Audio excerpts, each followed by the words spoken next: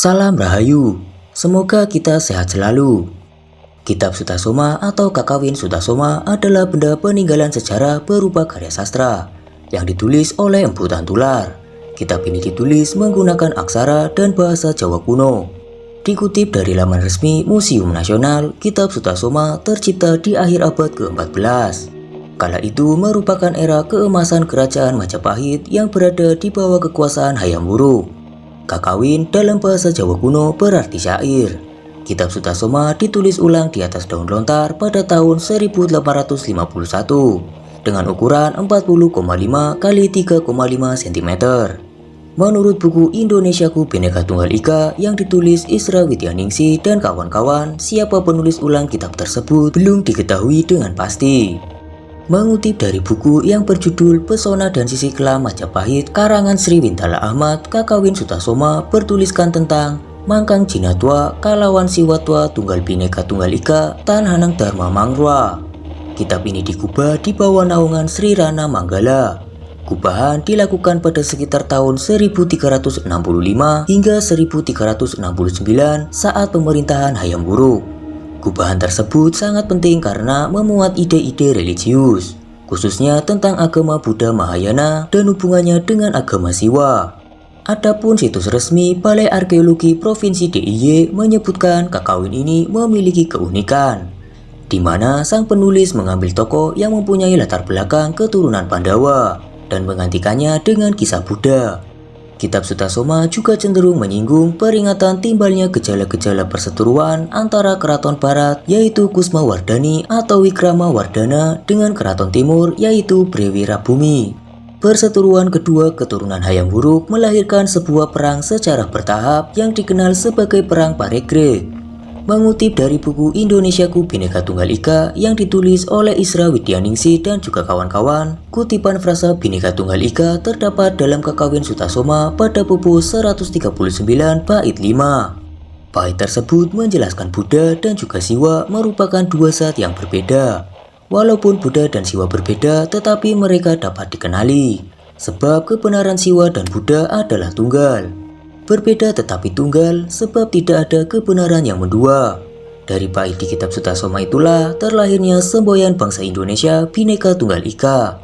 Jika diterjemahkan tiap kata, Bhinneka artinya beraneka ragam, tunggal berarti satu, dan Ika berarti itu, yang mencerminkan keberagaman, baik suku bangsa, agama, ras, antar golongan. Modal inilah terbentuknya satu persatuan dan kesatuan Indonesia. Ada banyak hal yang menarik dalam Kakawin Sutasoma.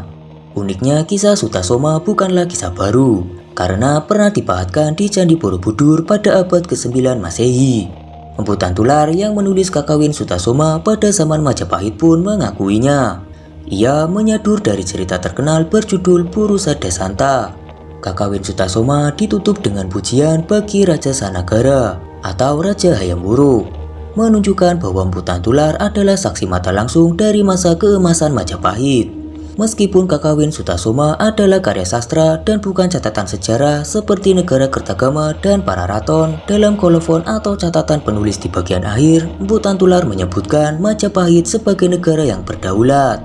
Ini menyiratkan adanya hukum, adanya aparatur pemerintahan dan layanan publik, menyiratkan adanya teritori dan pertahanan terhadap wilayah kedaulatan. Uniknya, teori yang dimaksud mencakup darat dan juga laut.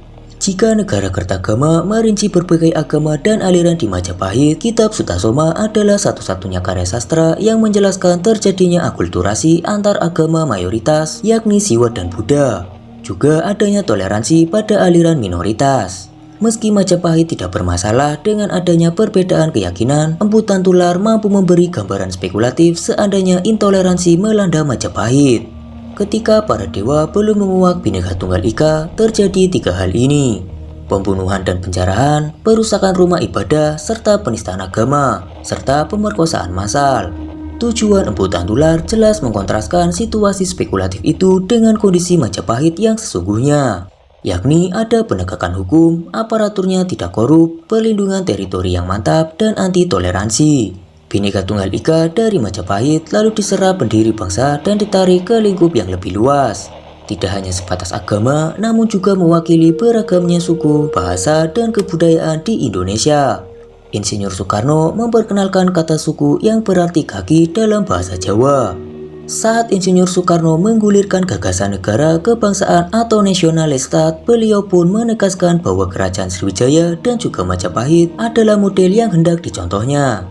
Kesatuan Nusantara yang beragam, nama Nusantara sudah tercatat sejak zaman Singosari, salah satunya dalam prasasti Mula Malurung, yaitu pada tahun 1255 Masehi.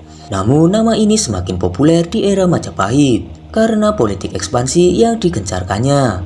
Empu Prapanca kemudian mengabadikan wilayah-wilayah Mandala Nusantara dalam KKW Negara Kertagama. Nama Nusantara kembali bergaung saat Ki Hajar Dewantara dalam Kongres Pemuda 1928 mengusulkannya sebagai nama negara.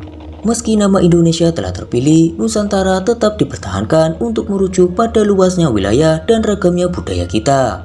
Para pendiri bangsa berhasil membuktikan kepada dunia bahwa Indonesia bukanlah wilayah tak beradab yang ditemukan dan diperadabkan oleh Belanda, sehingga berhak dikuasai para kolonis seperti yang terjadi di Amerika dan Australia.